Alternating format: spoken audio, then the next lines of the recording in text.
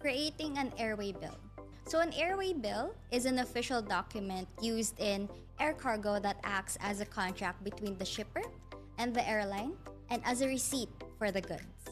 So it records critical details such as the shipper and consignee, origin and destination, flight, piece count, weight, and freight charges, ensuring proper handling and tracking.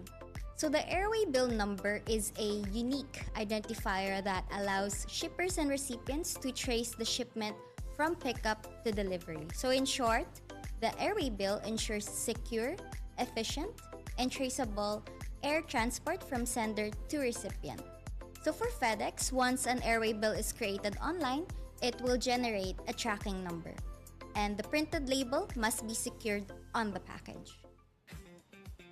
Okay, so I think shipment was created na. Napili ko naman sa international priority. Uploaded na rin ang information of shipper and receiver. Pickup scheduled, okay na rin. Dito ko sa office pick up.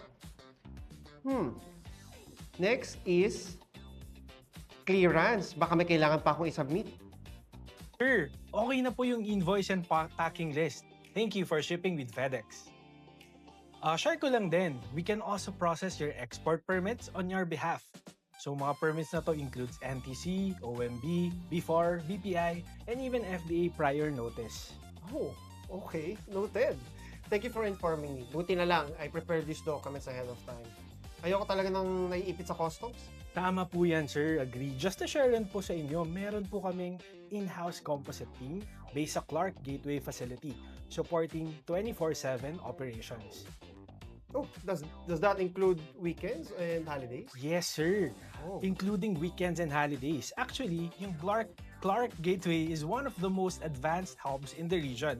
It's equipped with automated sorting systems, Nice. dedicated customs clearance zones, and direct airside access. Kaya mabilis ang turnaround ng shipments. Dito rin nakabase ang mga specialized teams for import and export processing. Kaya very efficient ang handling ng packages. Oh, kaya pala ang bilis ng process. Di ko alam, ganun pala ka-equip sa Clark, ha? Good to know yan. Lalo na kung urgent ang shipment like mine. No worries, sir. Going back po pala sa shipment nyo, so far I checked and wala pang product restriction sa commodity nyo. So you're good to go. Please send na lang po sa amin yung mga documents na nabanggit para smooth ang processing. Okay, I got this. Salamat. Thank you very much then, sir.